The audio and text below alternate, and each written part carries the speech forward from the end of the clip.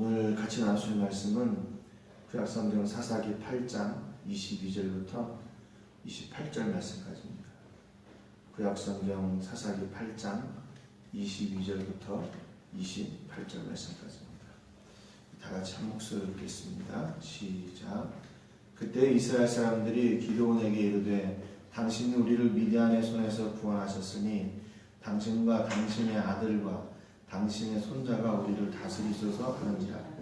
기드온이 그들에게 이르되 내가 너희를 다스리지 아니하겠고 나의 아들도 너희를 다스리지 아니할 것이요 여호와께서 너희를 다스리시리라 하니라.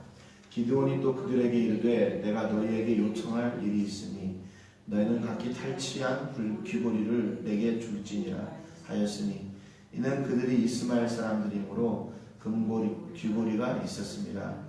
무리가 대답하되 우리가 즐거이 드리리다 하고 겉옷을 펴고 각기 탈취한 귀고리를 그 가운데에 던지니 기드온이 요청한 금 귀고리의 무게가 금 1700세겔이요 그 외에 또 초승달 장식들과 회물과 미디안 왕들이 입었던 자색 의복과 또 그 외에 그들의 낙타목에 둘렀던 사슬이 있었더라. 기드온이 그 금으로 에봇 하나를 만들어 자기의 성읍 오브라에 두었더니 온 이스라엘이 그것을 음란하게 위함으로 그것이 기드온과 그의 집에 올무가 되니라. 미디안이 이스라엘 자손 앞에 복종하여 다시는 그 머리를 들지 못하였으므로 기드온이 사는 40년 동안 그 땅이 평온하였더라. 아멘. 오늘 본문 말씀은 지난주에 이제 마지막 기드온이 이제 미디안 그 두 왕 세바와 살문나를 잡아서 죽이죠. 그리고 기드온이 도움을 요청했을 때 그것을 조롱했던 수쿠 사람들, 분연 사람들을 징계하고 이어지는 이야기입니다. 22절에 보니까 그때 이렇게 이야기가 됐죠. 바로 그겁니다. 이스라엘이 미디안을 이기고 난 뒤에 라는 말이죠. 이기고 난 뒤에. 그러니까 항상 어떤 위기는 물론 이제 뭐 아무런 문제가 없을 때도 찾아오지만 위기는 언제 오냐면 성공 뒤에가 위기가 오는 때가 많이 있습니다. 오늘 이스라엘도 그런 것 같아요. 기드온이 열심히 이렇게 믿음으로 해가지고 하나님의 말씀을 따라서 미디안을 이겼는데 그리고 나서 그때 위기가 찾아옵니다. 오늘 본문 22절에 보니까 그때 이스라엘 사람들이 기드온에게 이르되 당신이 우리를 미디안의 손에서 구원하셨으니 당신과 당신의 아들과 당신의 손자가 우리를 다스리소서 하는지라 그랬습니다. 이스라엘 백성들이 지금 기드온하고 함께 전쟁에 참여해가지고 미디안 족속을 이기는 모습들을 봤습니다. 근데 봤다면 그 전쟁의 결론이 어떻게 나야 되냐면 그런 거죠. 우리 하나님께서 우리와 함께 하셔서 이 전쟁을 이기게 하셨습니다. 하나님 영광 받으시고 뭐 하나님께 제사를 드리고 아니면 하나님을 찬송하고 뭐 이래야 되는 거 아니겠어요? 그게 이제 정상적인 절차일 텐데 이스라엘 백성들은 이 전쟁을 이기고 나니까 이 전쟁을 누가 이기게 한 것처럼 생각하냐면 기드온이 이긴 것처럼 생각하는 거예요.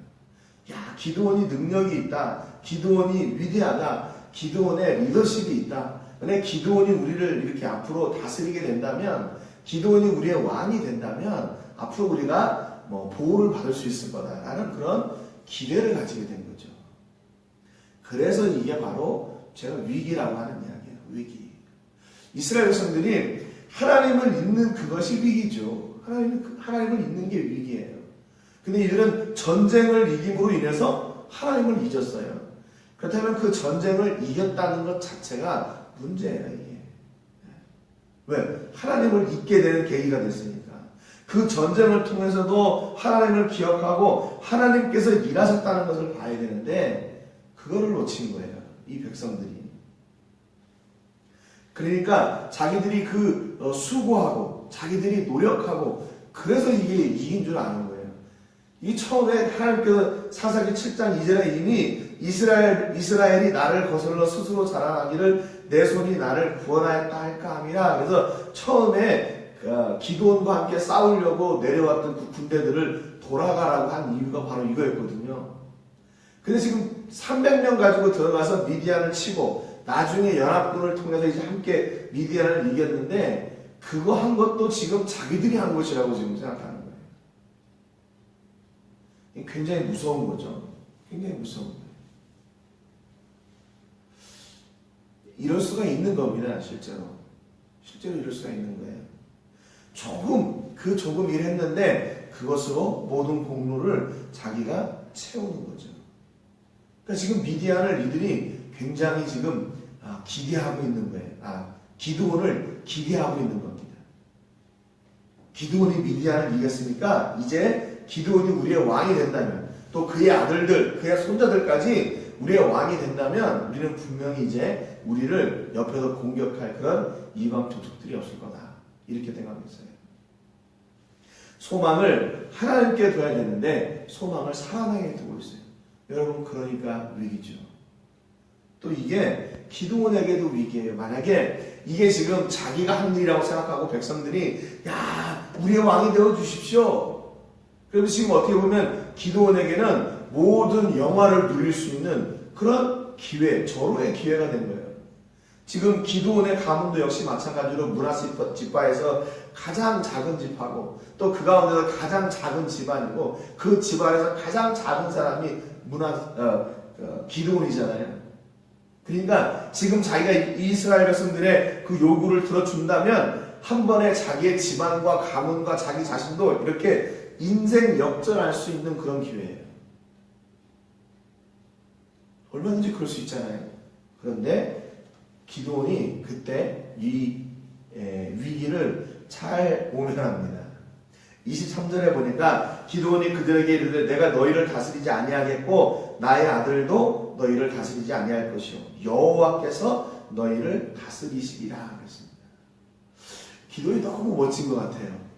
이런 위기의 때, 인생 역전의 때 그 기회를 딱 그 기회 앞에서 그거를 다 거부하는 거예요.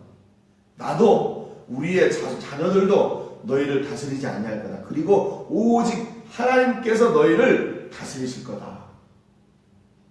그렇잖아요? 여러분 얼마나 멋있는 선포입니까? 얼마나 멋있는 선포예요. 모든 공을 하나님께로 돌리고 하나님이 이 일을 하신 거다. 내가 다스리는 것이 아니라 하나님이 너희를 다스리시고 함께 하실 거다. 지금 기드온에게 있어서 늘 그의 우선순위였던 그 하나님을 잊지 않고 놓치지 않는 거예요. 하나님이 일하셨음을 잊지 않고 있는 겁니다.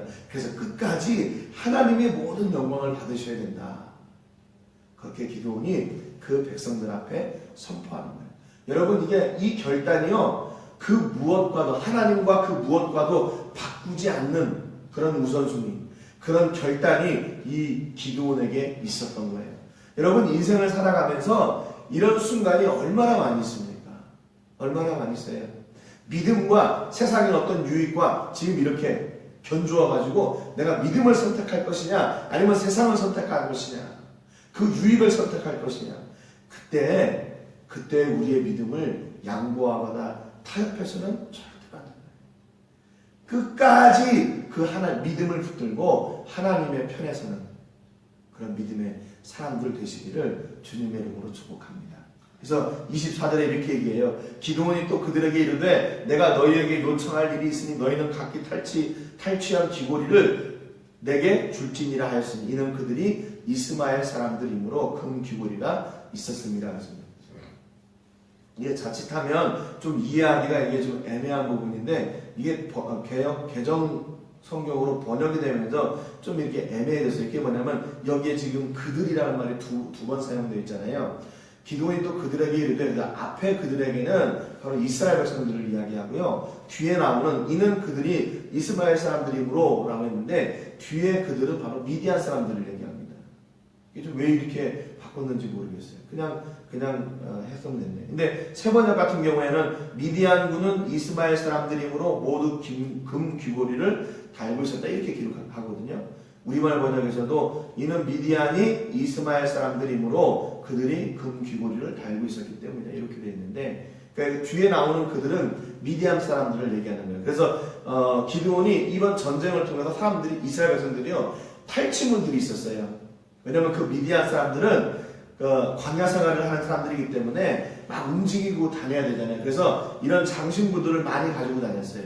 그래서 언제 어디서 그걸 가지고 이렇게 뭐 물물 교환이나 이런 거를 하기 위해서 이런 금 장신구들을 많이 가지고 있었습니다. 그러니까 전쟁에 나가서 그런 것들을 다 이제 가져온 거죠. 탈취를 해온 거죠. 기드온이 그들의 이스라엘 백성들에게 그 금 귀고리를 다 달라고 해요. 그랬더니 25절에 무리가 대답하되 우리가 즐거이 드리리다 하고 겉옷을 펴고 각기 탈취한 귀고리를 그 가운데 던지니 그랬어요.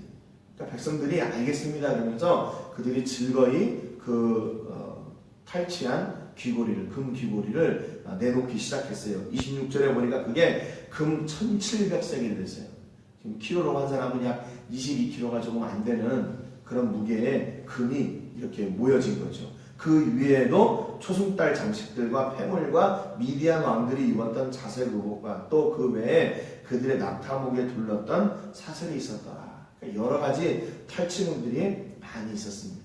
27절에 보니까 기드온이 그 금으로 에봇 하나를 만들어 자기의 성읍 오브라에 두었더니 온 이스라엘이 그것을 음란하게 위함으로 그것이 기드온과 그의 집에 올무가 되니라 그랬습니다. 그러니까 기드온이 갑자기 왜 금을 달라고 하고 그 금을 가지고 왜 에봇을 만들었는지 그걸 모르겠어요. 그 성경에 기록이 안 돼 있어요. 그런데 그 의미는 알겠죠. 왜 에봇을 만들었을까? 에봇은 출애굽기 28장에 보면 제사장이 입었던 그런 조끼 같은 거예요. 앞에 뒤에 이렇게 딱 쓰는 조끼 같은 겁니다. 그래서 앞에 흉패가 있고 또 그 안에 우림과 둠밈을 넣어가지고 이게 하나님의 뜻을 이렇게 알게 되는 뭐 그런 도구로 사용되어 하는 그런 것이었어요. 상징적인 의미죠. 아마 기드온이 그랬을 것 같아요. 하나님이 일을 하셨다는 것을 이렇게 백성들에게 알게 하려고 그것을 잊지 않게 하려고 그냥 상징적인 의미로 그것을 만들어 두었는데 이게 백성들이 그 안에 자꾸 그 눈에 보이니까 눈에 보이지 않는 하나님보다 눈에 보이는 그 에봇을 더 위하게 된 거예요. 근데 이게 음란하게 위했다 이 말은 창기가 되다 뭐 그 말이거든요. 그러니까 이게 실제로 무슨 얘기냐면 하나님보다 그 에봇을 더 섬기게 되었다는 거예요.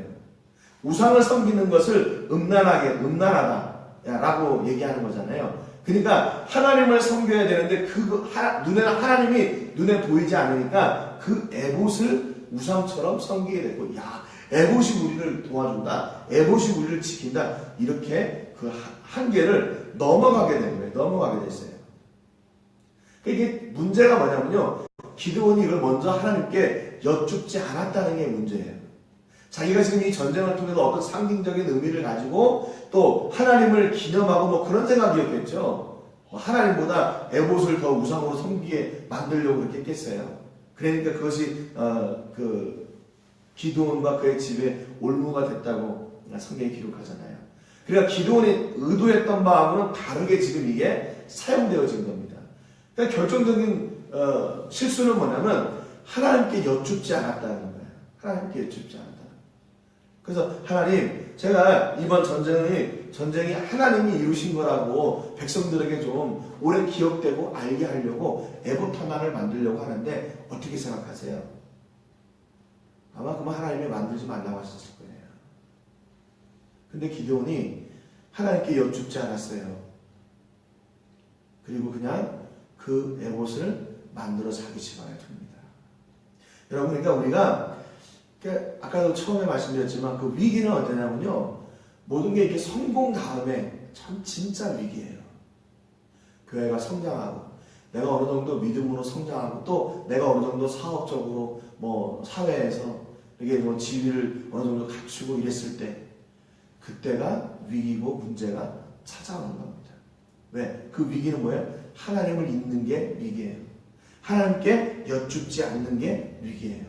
아무리 작은 일이라 할지라도 하나님, 내가 이 다음엔 어떻게 할까요? 내가 이제는 어떤 길로 가야 될까요? 내가 무엇을 선택해야 되나요? 하나님께 여쭙고 그 길을 찾아야 되는데 이제 어느 정도 했으니까 이제 내 마음대로 해도 될 것 같은 거죠. 그러니까 여러분, 한순간도 신앙은 한순간도 방심해서는 안 돼요. 한순간도 방심해서는 안 돼요. 끝까지 깨어 하나님이 원하시는 그 자리, 우리의 믿음으로 반응하고 하나님을 찾고 그분이 원하시는 그 길에 늘 서도록 우리가 애쓰고 노력하고 또 노력해야 되는 겁니다. 28절에 보니까 미디안이 이스라엘 자손 앞에 복종하여 다시는 그 머리를 들지 못하였으므로 기드온이 사는 40년 동안 그 땅이 평온하였더라 그랬습니다. 어떻게든 됐든지 하나님은 이스라엘에게 주신 그 평안을 이루어 가세요.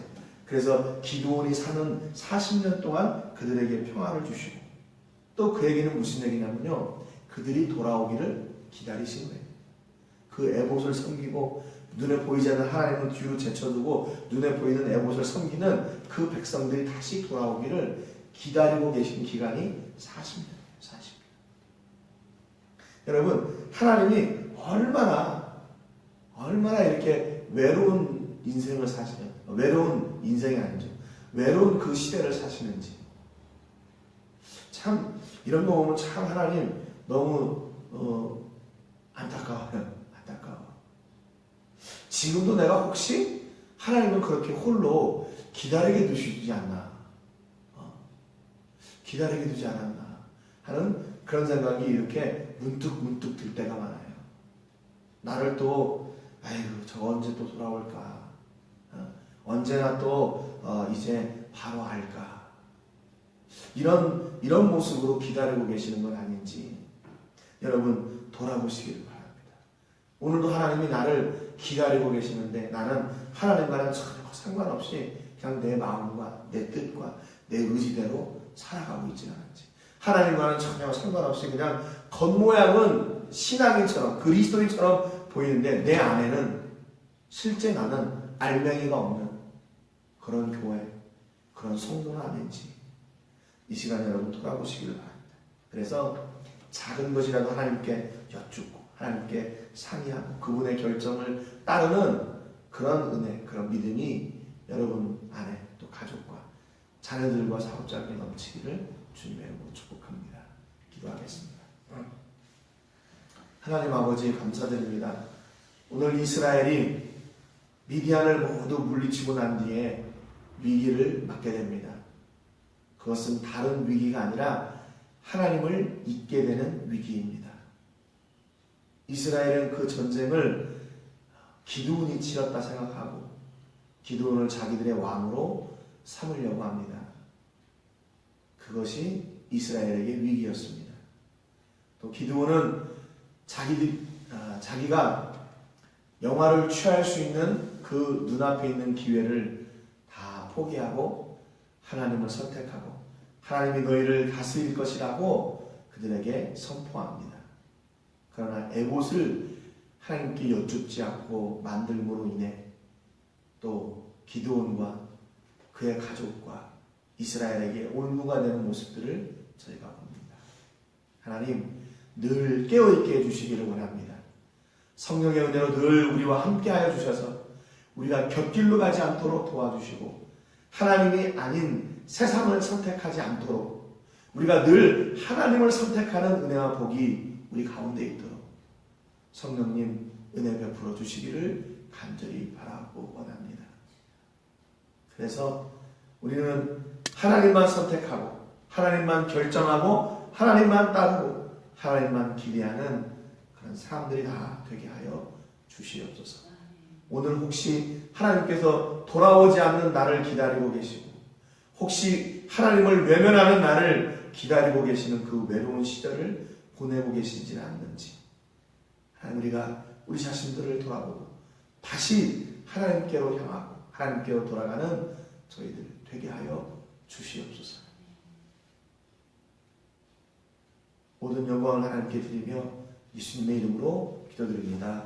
아멘.